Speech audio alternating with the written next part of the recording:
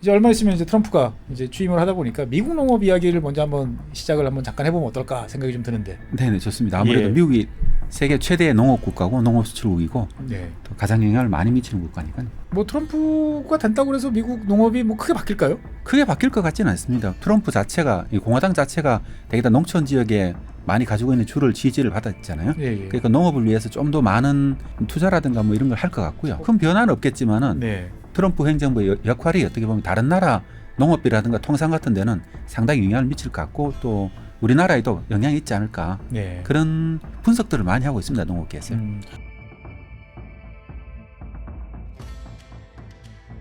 네, 안녕하세요. 최준영입니다. 2025년 새해 어떻게 잘 보내고 계신가요? 건강하게 여러 가지 원하시는 바 잘 이루셨으면 좋겠습니다.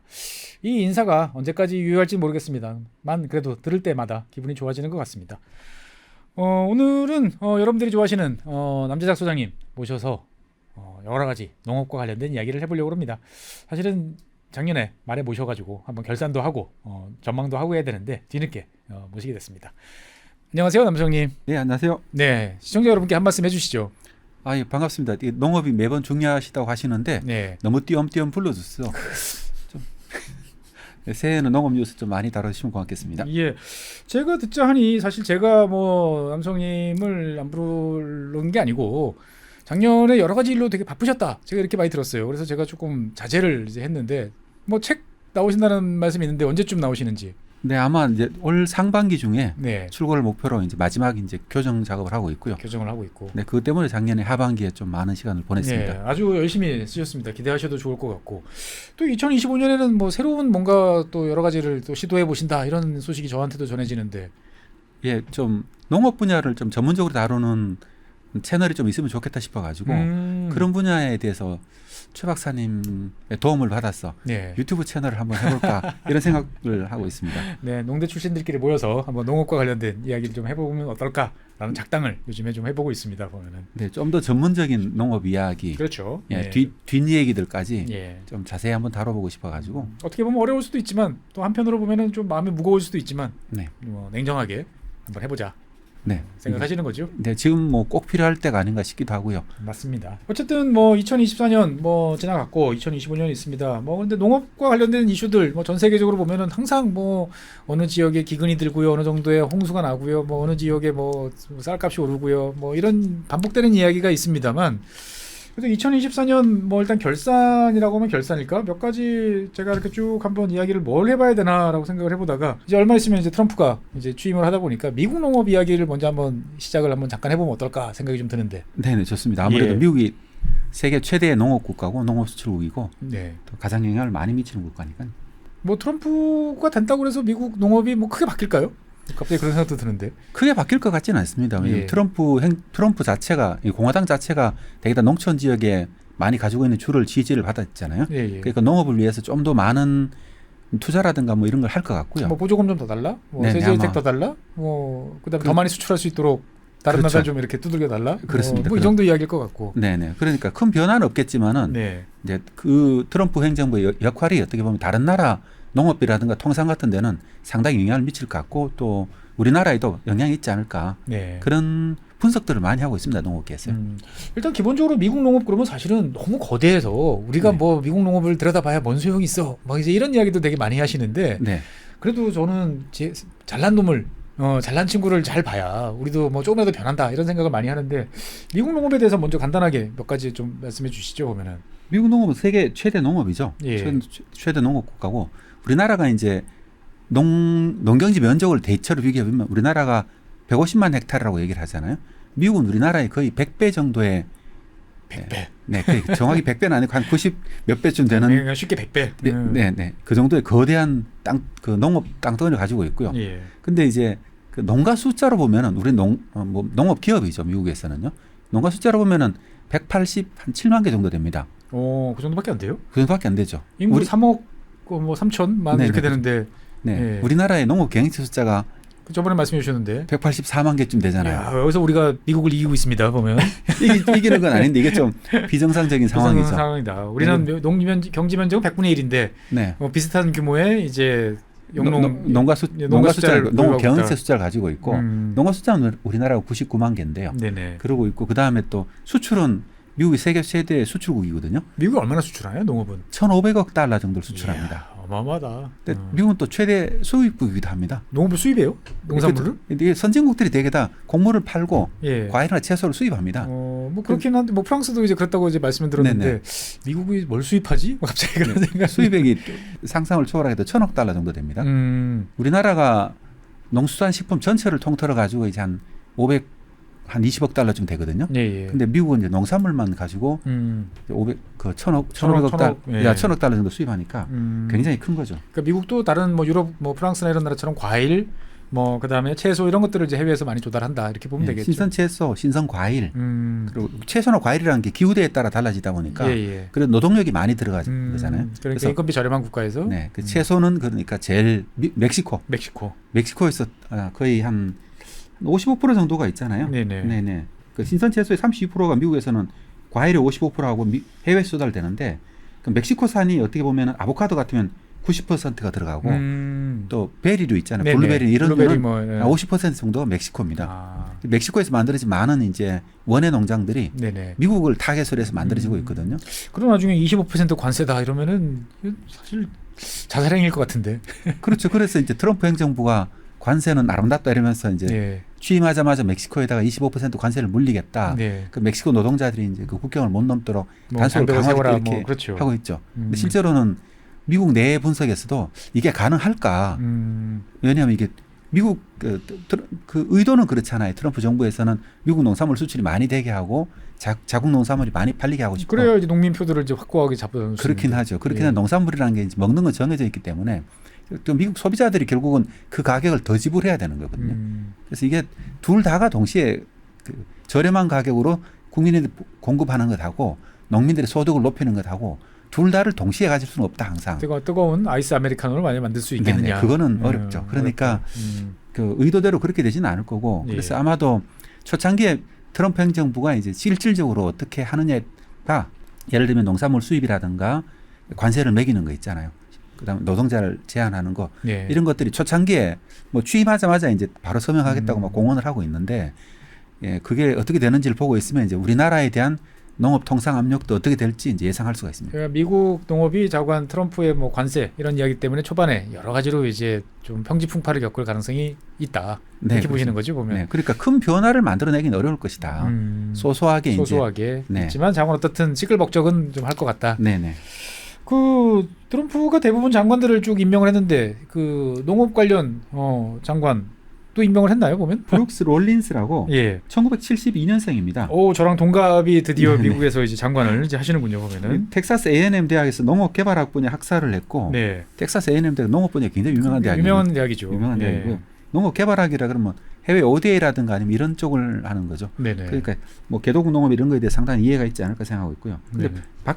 법학 박사를 하셔가지고 오. 이쪽 분야에 전문적으로 이렇게 오랫동안 하신 것 같지는 않습니다. 일단 베이스는 농업이긴 하지만 네네. 뭐 어쨌건 사회생활은 다른 쪽으로 좀 네, 미국 했다. 우선 그 아메리카 퍼스트 펄러스 인스티튜트라고 예. 미국 우선 정책 연구소라고 해서 이쪽에 회장을 맡으면서 이제 트럼프 정책 같은 개발하는 그런 역할을 한 거죠. 그러니까 싱크탱크 역할을 주로 했다라고 네네네. 이제 보시면 되겠고. 네. 사실 저도 이제 예전에 뭐 재생에너지 관련해서 뭐 이런저런 거 주택 관련해서 뭐 찾아보는데 희한하게 거슬러 올라가면 꼭 루럴, 에그리컬처 뭐 이런 단어들이랑 접하게 돼요. 그러니까 네.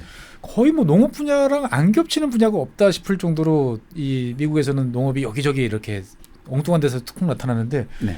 혹시 미국 그 농림부 예산이 얼마나 되는지 혹시 아시는가요? 2024년 예산으로 가지고 예. 4,372억 달러라고 합니다. 4,300. 그러니까 우리나라 1년 수출액이 한 예. 7천억 달러 되잖아요. 예, 예. 우리나라 예산이 한 달러로 치면 150억 달러 정도 되니까 대충 계산해 보시면은 30배 좀 넘어가죠. 넘어가는 네. 4천억 달러가 넘는 한 5천억 달러에 육박하는 예산을 네. 미국 농림부가 집행하고 있다. 엄청난 예산을 집행하죠. 엄청난 높이를 집행하고 있다. 네.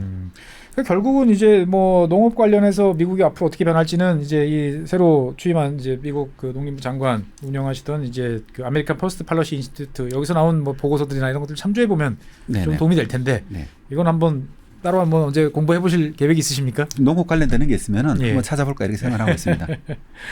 그래서 어쨌든 이제 사람들의 관심은 이제 미국 뭐 관련해서 이제 중국과의 무역 분쟁인데 미국이 중국에 농산물 많이 수출을 하고 있죠 보면. 그렇죠. 예전에는 이제 그 2018년도에 사실 그 트럼프 행정부 시절에 예. 중국하고 세계 무역 분쟁을 부딪혔었잖아요. 예. 그 당시에 그 다른 걸 중국산을 수입 금지 관세를 많이 매기면서 중국이 대두에다가 수입 관세를 많이 매겼거든요. 그렇죠. 그래서 미국이 대두가 팔 곳이 없어가지고 네. 이게 중서부 지역에 굉장히 어려움을 겪었고 네. 그게 트럼프 행정부가 이제 의회를 잃어버리는 맞아요. 중간 하나의 선거에서 계기가 예. 되기도 했었거든요. 예. 그런 게 있어가지고 그때 약속했던 게 이제 그 중국은 그 트럼프하고 무역 분쟁을 화해하면서 500억 달러의 그 미국산 농산물을 수입하겠다고 약속을 했었죠. 예. 근데 그걸 다 이행을 안 한 모양이더라고요. 그렇죠. 뭐 일단 트럼프가 이제 낙선을 했으니까. 네네. 예. 그래서 이번에 다시 들어오면은 아. 약속 지키려고 한다고 그렇게 하는 것 같고요. 네. 그리고 그 다음에 이제 또 뭐 중국 같은 경우는 트럼프 행정부 갈등을 예상해가지고 한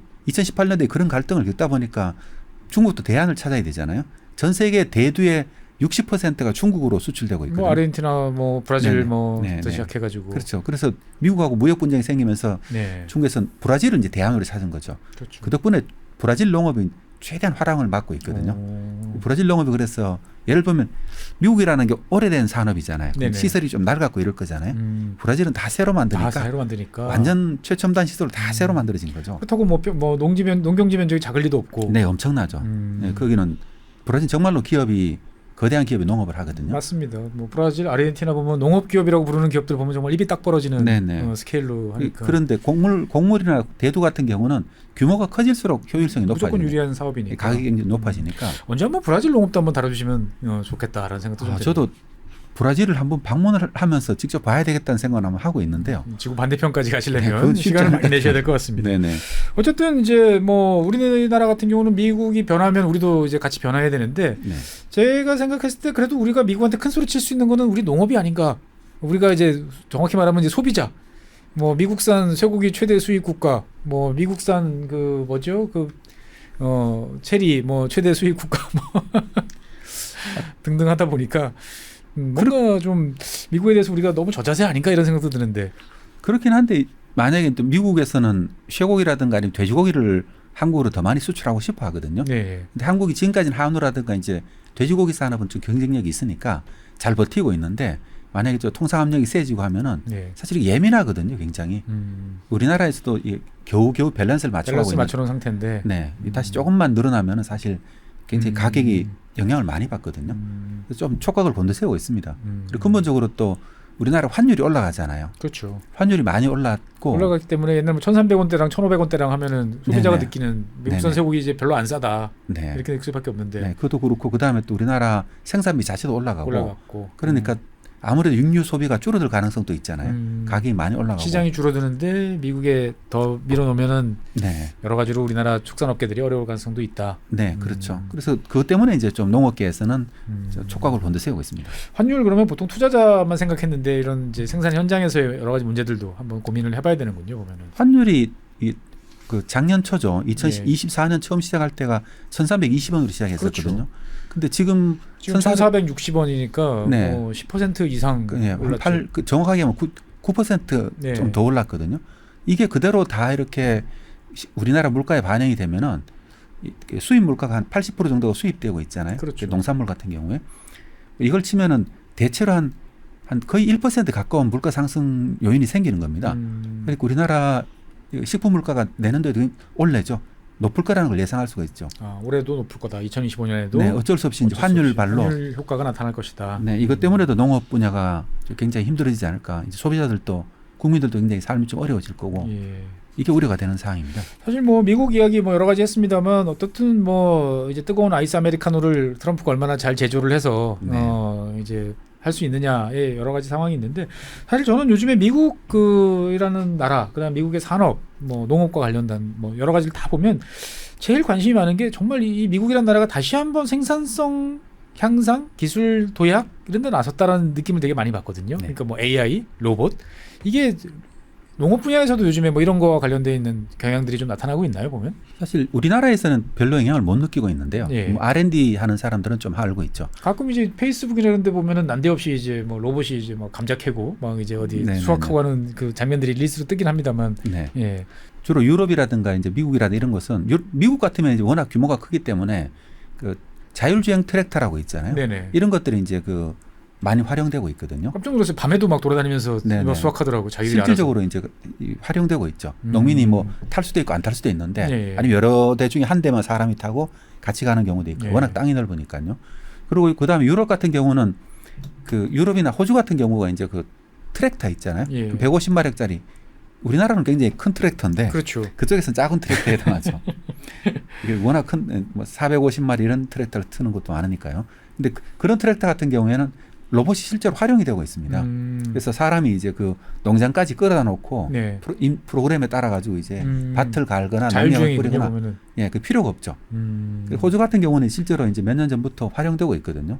그래서 저도 그쪽 자료를 보다 보면은 고민하는 게 뭐냐면 이제 어쨌든 기름을 뗄 거잖아요. 그렇죠. 뭔가 에너지원이 있어야 되니까. 네네. 뭐 농약을 하루 종일 치는 이거 트랙터에다 농약 살포기를 달고 다니는데 이 농장이 워낙 넓다 보니까 이게 대개 한 24시간 정도 다니거든요. 예. 문제는 농약통은 주기적으로 채워주면 되는데 예. 이 문제가 또 하나의 뭐냐면 기름을 넣어야 되잖아요. 그렇죠. 화석연료. 네, 그럼 이걸 다시 이제 트랙터가 다시 복귀하는데 시간이 걸리잖아요. 다시 원 농장으로 다시 복귀를 예. 해서 채우고 나가야 되니까. 예. 그래서 그 나라에서 고민하고 있는 것들은 이런 문제를 어떻게 해결할 거냐. 스케일이 다르군요. 스케일이 달라. 네, 그래서 우리나라는 로봇을 쓰냐 마냐 이런 문제고 이 나라는 로봇의 생산성을 어떻게 더 높일 것이냐. 그렇죠. 지가 필요한 거를 다 탑재를 하고 들고 나갈 수 있던지 네. 아니면 뭐 다른 방식으로 에너지를 공급받아 가지고 정말 24시간 주 7일 근무를 시킬 것이냐. 네, 그래 중간중간에 무슨 스테이션을 두거나 둬가지고 뭐 이런 그런 걸 만들어가고 있는 것 같고요. 그래서 그런 농기계들은 로봇화가 되고 있는 것 같고 좀 이 단순한 농기계잖아요. 네. 근데 사과를 따거나 과일을 따거나 딸기 따고 이런 것들은 지금 현재 이제 초창기 모델들이 많이 활용되고 있습니다. 주로 서비스하는 방식으로 활용되고 있고요. 근데 이것도 2, 3년 지나고 나면 이제 그 농업 환경이 좋은 곳은 광범위하게 도입되지 않을까 싶더라고요. 그러니까 이제 우리나라에서는 아까 처음 말씀해 주신 것처럼 이제 농업 관련해서 뭐 로봇, AI 그럼 이걸 적용을 하느니 마는 상황인데 유럽이나 미국은 이미 이제 실용화 단계 네. 이제 올라 있고 본격적으로 이제 여러 가지 이제 확장 국면에 접어들었다라고 네. 볼 수가 있는 거군요. 네, 그렇습니다. 실제로 우리나라 같은 경우는 뭐 최근 들어서 이제 스마트팜 뭐 관련 이야기가 꽤 나오면서 이제 농업 관련 기술 혁명, 뭐 기술 혁신 뭐 이게 나오는데도 또 2024년 돌이켜 보면은 이제 많이 잠잠해진 것 같아요. 보면은 상당히 이제 그 남수영님 같은 경우는 이 스마트팜에 대해서 여러 가지 이 견해가 있으신 걸로 제가 알고 있는데 2025년 이 스마트팜이라고 보통 대표되는 우리나라의 이 첨단 농업 뭐 기술 어떻게 이제 평가를 하시는지. 근데 스마트팜이라는 게 그 용어를 쓰는 사람마다 다 다른 걸 생각하고 있어가지고요. 네네. 어떤 분들은 이제 수직 농장이라고 얘기하고 있잖아요. 네네. 광원을 그러니까 LED란 조명을 써서 실내에서 그냥 예, 실내 농장이죠. 예. 인도어 팜이라고 얘기하기도 하고 버티컬 팜, 수직 농장이라고 얘기하기도 하고요. 그런 형태의 스마트 팜들이 있고요. 근데 그다음 또 하나가 이제 나오는 걸 보통 기존에 우리가 비닐하우스를 가지고 거기다 제어기를 넣거나 예. 유리온실로 바꾸는 것들 있잖아요. 예. 이것도 우리가 스마트 팜이라고 부르고 있거든요. 저는 이걸 가지고 예를 들면은 많은 분들이 이게 미래라고 생각하고 있는데 실제로 시설이 그냥 이렇게 바뀌는 것뿐이잖아요. 그러니까 이제 어떻게 보면 옛날에 공장에서 사람이 일하던 거를 이제 네. 자동화 설비라고 그래가지고 네. 예, 몇 사람 목사람들 사람이 옆에서 이렇게 좀 거들어주면 네. 일하는 이제 요 단계다 이렇게 보시는 거죠. 그렇죠. 그냥 약간의 자동화되는 생산 방식이 약간 자동화되는 방식이고 이런 방식은 이제 농기계가 이게 로봇으로 바뀌듯이 네. 농업 시설 농업이라고 하는 것들도 네. 약간 첨단으로 바뀌는 거죠. 자연스러운 과정이지. 자연스러운 이걸 과정이고. 스마트라고 부르면 너무 좀 많이 불렀다.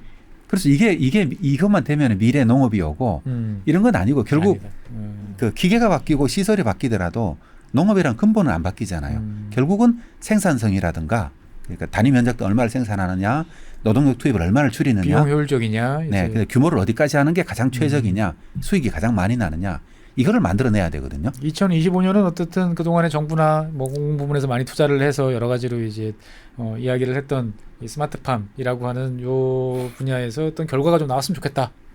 네, 그렇죠. 근데 보통 우리가 딸기를 생산하거나 하는 것들은 우리가 스마트팜이라고 부르는 일반적 온실은 첨단화가 많이 되어가고 있거든요. 예. 앞으로도 계속 될 거고 이런 식으로 노동력이라든가 아니면 그 여름이 덥고 뭐 겨울이 온도를 조절을 잘 해야 되잖아요. 이 생산성이 많은 차이가 나니까 이런 부분은 기술 발전이 계속 될 겁니다. 근데 이거는 그냥 자연스러운 하나의 과정이고 이게 그러니까 우리가 가야 할 종착점이라고 부르는 건 아닌 거죠. 하나의 기술 발전 중에 하나의 영역에 불과하고 그러니까 수진 공장 같은 경우는 많은 분들이 또 이제 햇볕 없이 생산하니까 또 미래라고 생각하는 분들이 많은데 이거는 결국 보통 온실에서 재배하는 거에 비해 가지고 에너지를 더 많이 쓰잖아요. 그러니까 원가 경쟁력이 좀 떨어질 수밖에 없는 한계가 있죠. 그렇죠. 그러니까 뭐 대신에 이제 그 생산 횟수를 여러 번 할 수 있고 이런 장점은 있는데 결론적으로 시설비가 많이 들기 때문에 결국 할 수 있는 게 엽채류 정도밖에 없거든요. 그렇죠. 근데 그 정도 가지고 그러니까 한여름 더운 날 같은 데는 이제 엽채류 가격이 비싸잖아요. 이럴 때 출하하면 돈을 벌 수가 있는데 다른 때 하면은 평균적으로 맞춰가 경제성을 어떻게 맞출 거냐가 중요한 거죠. 결국 어떻게 보면은 이제 스마트팜 뭐 여러 가지 이야기를 이제 많이 했습니다만 2025년은 이제 진짜 이제 진검승부 뭔가 이제 결과를 좀 보여주면서 여러 가지 가능성에 대해서 이제 OX로 답을 해야 되는 도전 과제가 기다리고 있다. 네, 그렇죠. 지금까지는 이제 기술 그 자체가 목적이고 그 기술을 도입하면 해결되는 것처럼 이렇게 생각했지만은 이제 진짜 승부는 뭐냐면은 이제 모두 뭐 무기를 다 비슷하게 가졌잖아요. 결국 거기서 누가 잘 운영하고 경제성 있게 만들어내느냐. 이런 단계로 옮겨가지 않을까. 그럴 때가 됐다고 생각합니다. 근데 이제 뭐 다 맞는 말씀인데 결국 그렇게 따지면 우리는 결국 그 첨단 기술을 적용하기 위해서는 도화지가 커야 되는데 넓을수록 유리하다는 건 뻔한데 우리는 그런 면에서 봤을 때는 상당히 이제 불리할 수밖에 없다라는 생각이 계속 드네요 보니까. 그렇죠. 그러니까 첨단 기술이 우리 농업이 가지고 있는 한계를 해결해 주는 건 아니고 결론적으로 농업 구조라고 얘기하잖아요. 규모를 어디까지 적절하게 만들 건가. 소형 중심의 구조를 어디까지 바꿀 수 있을지. 네네. 그런 문제는 여전히 남아 있습니다. 그러니까, 어떻게 보면 그게 더 중요하죠. 그러니까 이제 알아서 막 24시간 밭을 갈아줘도 그런 능력이 있어도 24시간 동안 돌아다닐 밭이 있어야 그 생산성을 발휘할 텐데 그 스페이스가 안 되면 그렇죠. 그러니까 뭐 작은 한 1헥타르, 2헥타르 정도 가진 농가가 로봇을 구매해서 농사를 지을 수는 없거든요. 지을 수는 없다. 그러니까 결국 수요가 없을 테니까 기술 발전도 제한적일 수밖에 없고. 우리나라 농업은 거기서 다 막혀 있죠. 거기서 다 막혀 있다. 그 문제를 어떻게 해결하냐. 어떻게 보면은 이제 엔지니어의 도움이라기보다는 이제 정치인들 그렇죠. 이제 판단과 결정이 되게 중요하다는 생각도 참 많이 드네요.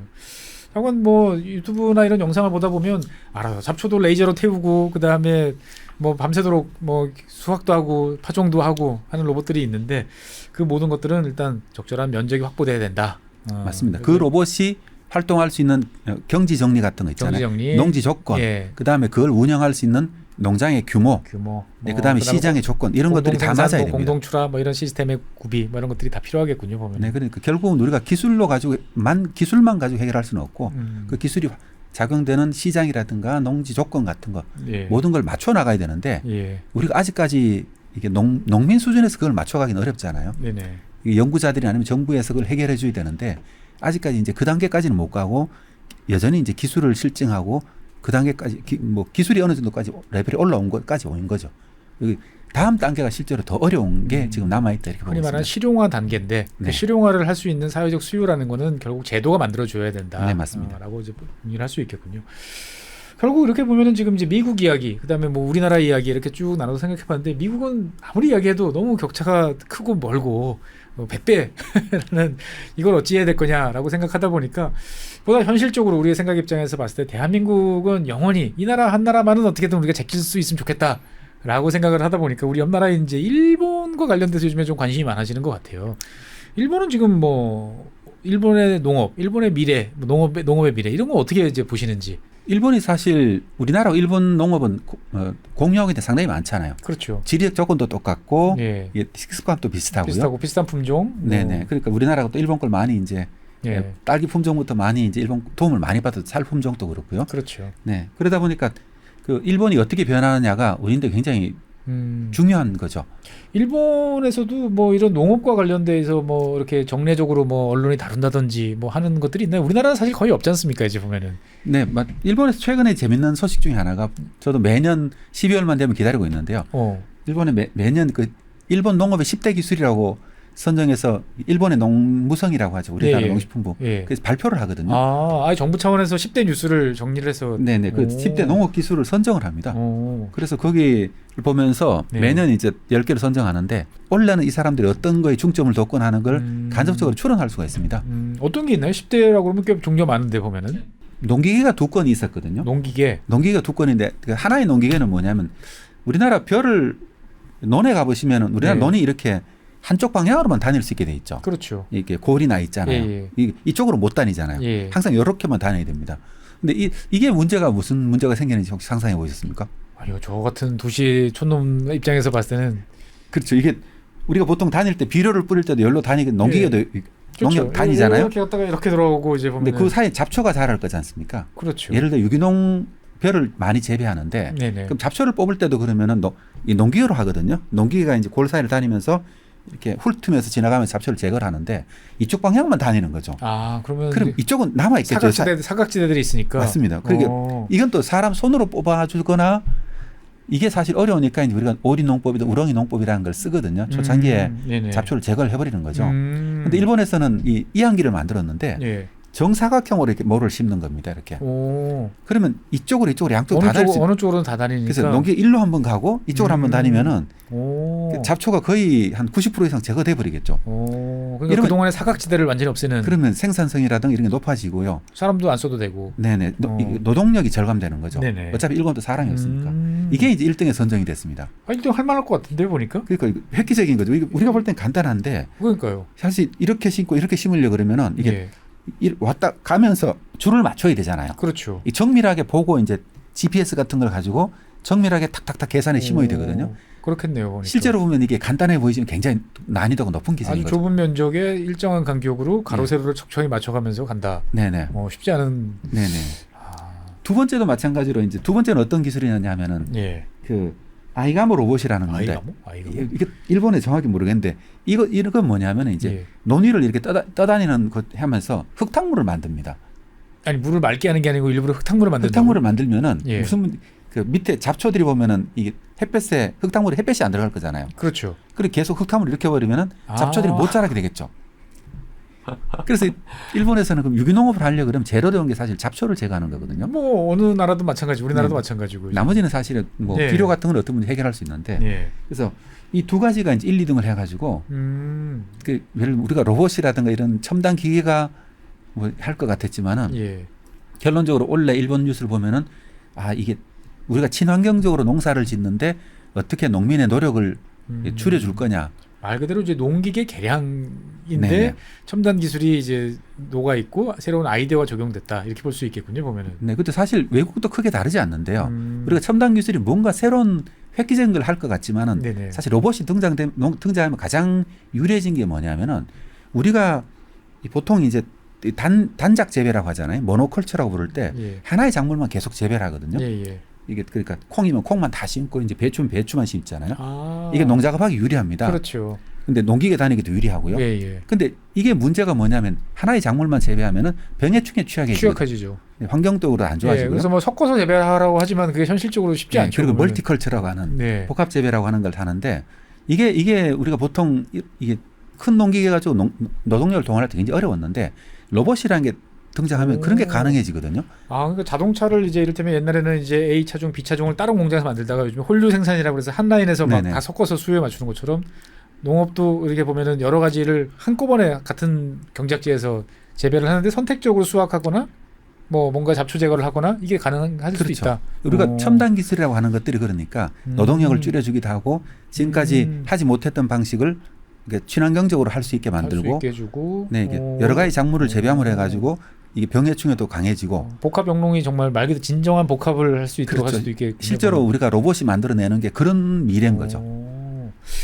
그러니까 이게 어떻게 보면은 그냥 우리가 생각하는 사람을 닮은 누군가 열심히 일한다 이게 아니고 네. 뭔가 효율적으로도 일할 수 있도록 만들어주는 기계를 이제 어떻게 보면 좀 넓은 의미에서 로봇이라고 봐야 될 수도 있겠군요. 보면 우리가 보통 우리나라의 스마트 농업 그러면 자동화라든가 아니면 첨단 기술을 의미하는데 네. 그 첨단 기술이 구현하는 게 뭔지가 중요한 거죠. 결국 생산성을 높이든 환경을 개선하고. 환경을 개선하든 사람을 덜 쓰든 네. 뭐 셋 중에 하나는 확실히 해야 된다. 네, 그렇습니다. 그래서 첨단 기술에 대해서 뒤처지면은 예. 사실 환경적으로 뒤떨어지고 생산성도 떨어지고 소득도 떨어지는 거죠. 상당히 일본스럽다라는 생각도 들기도 하고 다른 한편으로 보면 야 일본 뭐 우리가 상황이 뭐 비슷하니까 요 지금 말씀해주신 두 가지 사항들은 어떻게든 좀 빨리 우리가 좀 한번 들어왔으면 좋겠다라는 생각도 좀 많이 드는데 그다음에 또 어떤 것들이 있었나요 보면은? 네, 이 사과 품종도 있었거든요. 사과 품종? 사과 품종이 뭐 사과에 맛있게 만드는 건 당연히 뭐 병해충 강한 대한민국에서는 사과 품종이 뭐 중요합니까? 그냥 사과 이렇게 다 되고 많이 알아봐야 뭐 부사, 뭐 근데 국광, 뭐 홍옥 정도 알면 끝나는데. 네.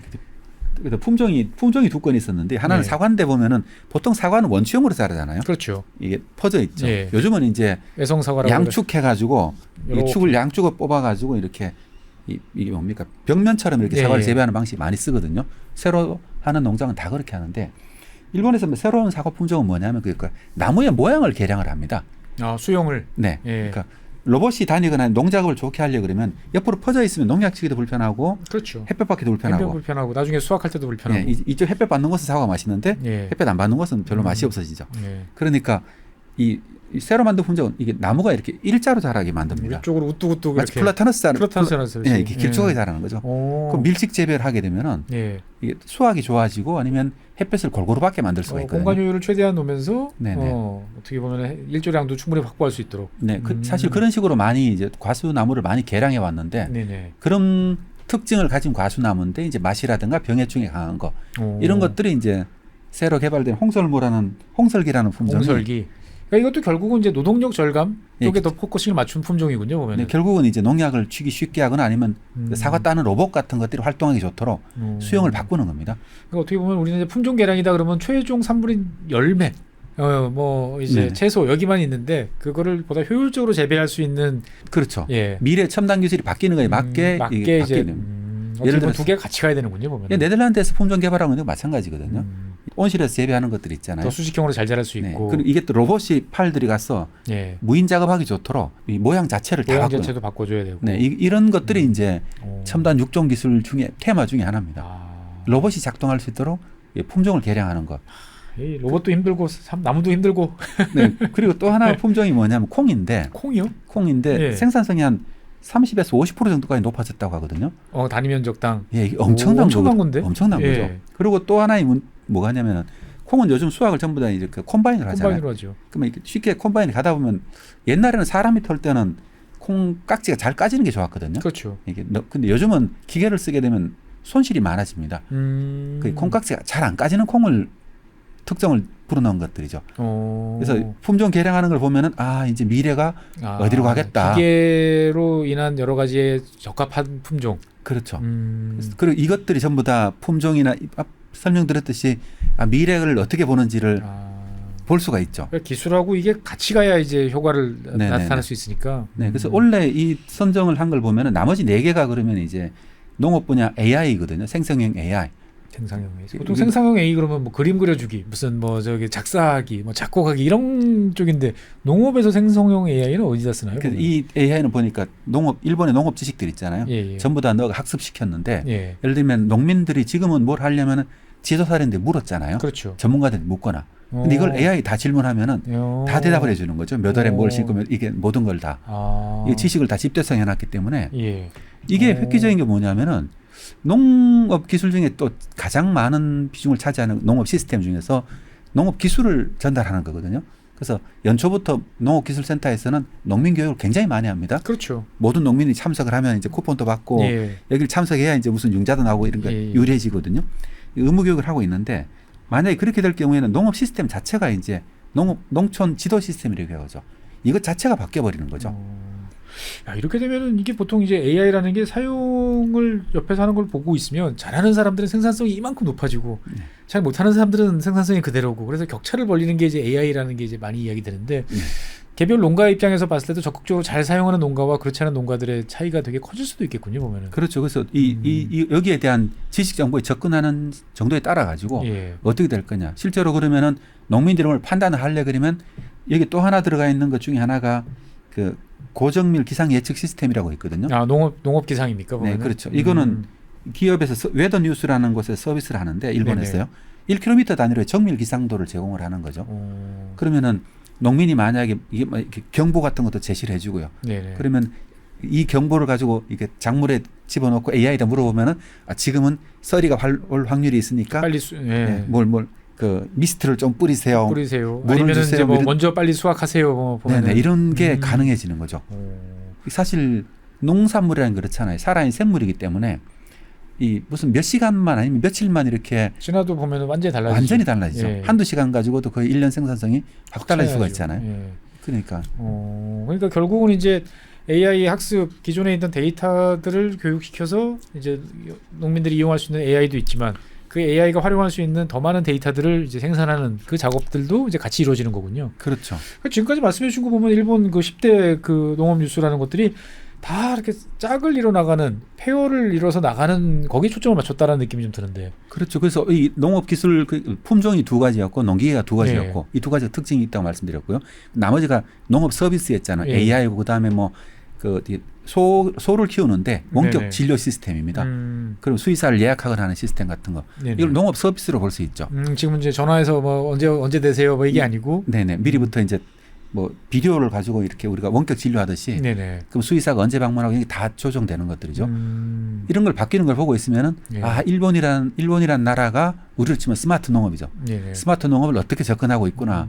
이런 게 막 읽혀지고 원래 이 선정한 10개만 보면은 제 느낌은 뭐냐면 아 일본이 이제 실제 기술 수준이 어디까지 와 있구나. 여기까지 와 있구나. 이런 것도 추정할 수가 있는 거죠. 저는 지금 말씀해 주시는 일본 그 24년 네. 10대 농업 기술이라는 걸 쭉 보고 있으면 전 그런 생각이 들어요. 농업 기술, 농업 연구와 관련돼 있는 거의 모든 사람들이 나도 해볼 수 있겠다라는 생각이 소외감을 느끼시는 분들이 없을 것 같아요. 네네. 품종 개발 같은 전통적인 방식으로 품종 개량을 하시는 분도 나도 그다음에 이제 생산성 향상을 위해서 뭐 하시는 분들도 나도 누구나 다 참여를 해서 어떻든 간에 뭔가 결과를 낼 수 있겠다. 우리는 좀 한쪽으로 좀 치우친 느낌이 좀 드는데. 그렇죠. 아무래도 이 우리나라는 아직까지 그러니까 기술 자체를 개발하고 있거나 뭐 이런 단계 연구소에서 머물고 있는 기술들이 예, 많거든요. 포장을 벗어나지 못하고 있는데. 네. 근데 실제로 이런 기술들이 농가에 적용되려 그러면은 실제 농가에 수요가 있어야 되잖아요. 그렇죠. 농민 입장에서는 기술을 채용을 하려 그러면은 이 기술을 채용하는 비용이나 노력보다 더 많은 수익이 있어야 되는데. 보장돼야죠. 근데 우리나라가 이제 항상 제가 말씀드렸듯이 우리나라 농민들이 그렇게 할 유인이 크질 않은 거죠. 그게 이제 기술의 어떤 적용 속도를 높이게 되고 보급을 느리게 하는 거죠. 그 R&D가 항상 연구소에서만 머물고 실제로 밖으로 나오지 못하는 거고 또 하나의 문제가 뭐냐면 또 우리나라가 그 농업 기술 시장이 작을 수밖에 없잖아요. 그렇죠. 이 영세농이 많으면. 영세농이 많으니까. 그러니까 실제로 보면 R&D 투자 비용은 점점 더 커지고 기업 입장에서는 네네. 뭐 서비스는 기업이 하잖아요. 그런데 이제 시장은 작아지고 결국 돈이 안 되는. 네, 그래서 글로벌로 나가지 않으면 안 되는 이런 복합적인 문제가 있습니다. 그 어떻게 보면은 일본이라는 시장을 겨냥해서 같이 한번 작업해 처음서부터 생각해 보는 것도 나쁘지 않겠다라는 생각도 좀 들긴 합니다. 보면은. 그렇죠. 지금까지는 사실 일방적으로 일본 기술을 많이 도입하는 쪽이었는데 뭐 우리 뭐 여러 가지 뭐 식료품이라든지 각종 공산품 네네. 다양하게 이제 일본에 넘어가듯이 네. 우리 대한민국이라는 영토 내에서 적용되는 기술만 생각하지 말고 일본이라는 그래도 뭐 논농사 비슷한 품종 뭐 여러 가지 비슷한 식생활 습관 이런 거 생각해 보면 가능하겠다 싶은 생각 드는데 궁금해지는 건 우리나라에서는 이런 10대 농업 기술 뭐 이런 거 정부에서 발표하는 건 없습니까? 보면? 사실 저도 이제 그 농촌진흥청에 근무를 할 때 보면은 예. 연말에 연구원들 시상을 하긴 하거든요. 예. 뭐 우수 기술이 선정해서 하긴 하는데 실제로 이런 건 없는 것 같아요. 없는 것 같고, 네. 그리고 여기서 일본에서 나온 기술들을 보고 있으면은 그 현장에서 몇 년씩 이렇게 실증을 했더라고요. 아 이미 다 이제 연구소에서 개발한 게 아니고 현장에 실증을 해가지고 실험실을 떠나서 이미 필드에서 네네. 성과를 내야 이제 인정받는. 인정받는 등. 우리나라는 아직까지 되게 연구소 단계에서 머무르는 게 많고. 뭐 그러니까 새롭게 계속 실증을 많이 나가야 되는데 거기서 아직 못 쫓아가고 있는 게 아닌가 그 생각합니다. 갭을 어떻게든 메꿔야 된다. 네, 그렇습니다. 어쨌든 저는 남 박사님이라도 개인적으로라도 남재자하게 선정한 대한민국 10대 농업기술 이렇게 한번 해보시면 어떨까. 이게 쌓이면 또 이 가치와 명성이 부여되지 않을까 생각도 좀 드는데 생각 있으신가요? 아 이게 아마도 이제 기관의 협조를 받아가지고 뭐 최 박사님 좀 도와주시면은 그런 것도 재밌을 것 같긴 합니다. 그러니까요. 왜냐하면 뭐 열심히 연구하셨고 나름대로 또 적용이 됐는데 누군가 뭐 당연히 알아줘야 되는 사람 말고 좀 더 넓은 사람들이 관심 가져주고 알게 된다면 기분 좋지 않습니까? 이제 보면은. 근데 아마 외부에서 이제 외부 시선으로 가지고 좀 이렇게 스포트라이트를 좀 비춰주고 그리고 또 지적할 건 좀 지적해주고 이런 게 필요하지 않을까 싶습니다. 어쨌든 뭐 농업이라는 것은 매년 비슷비슷하지만 또 끊임없이 바뀐다라는 생각을 이제 많이 이제 받게 되는데 잠깐 뭐 점장님은 아니시겠습니다만 2025년 농업 뭐 어떠실 것 같으십니까 보면은? 아무래도 이제 기후가 가장 큰 걱정이 되죠. 기후가 가장 큰 걱정. 물가도 가장 큰 걱정이 되고요. 네네. 그리고 또 사과가 작황이 작년에 별로 좋지 않았거든요. 사과가 정말 이 정부 통계들하고 이제 보면 외부에서는 제가 농가들 만나면서 듣는 얘기들하고 약간 갭이 좀 존재하는 것 같더라고요. 공식 통계하고 실제 필드하고 네, 필드의 의견들하고 좀 많이 달라가지고 네. 그래서 실제로 사과 가격이 어떻게 될까 이것도 굉장히 좀 걱정되기도 하고요. 또 우리나라는 그러니까 이런 계속 걱정만 하게 되는 것 같아요. 좀 내년도에는 우리나라의 농업 결국 우리가 밖에 나갈 수 있는 농업 기술이잖아요. 네네. 농업 기술로 가지고 이제 글로벌 공급망에 접근하고 또 다른 나라의 농업을 어떻게 도와주고 이런 뉴스를 좀 더 많이 봤으면 좋겠는데 여전히 이제 우리 안에서의 우리 안에서 뭔가 걱정이 됩니다. 살값이 걱정이 됩니다.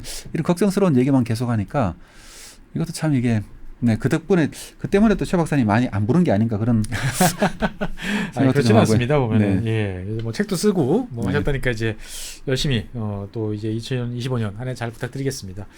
어떻든 뭐 농업이라는 것은 뭐 우리가 하루 세끼 무엇인가는 먹어야 되는 포유류의 숙명처럼 뗄래야 뗄 수 없는 산업이다라는 점에 대해서는 분명한 사실이고 뭐 지구본이 됐던 아니면 남수장님이 새롭게 운영하실 어떤 채널이 됐던 어떻든 간에 우리 사회가 2025년에도 좀 더 농업에 대한 많은 관심 그리고 미래 비전 이게 과거의 어떤 퇴행적인 산업이 아니고 새로운 변화를 끊임없이 모색하는 산업이고 발전의 영역이다라는 좀 관점이 만들어졌으면 좋겠습니다.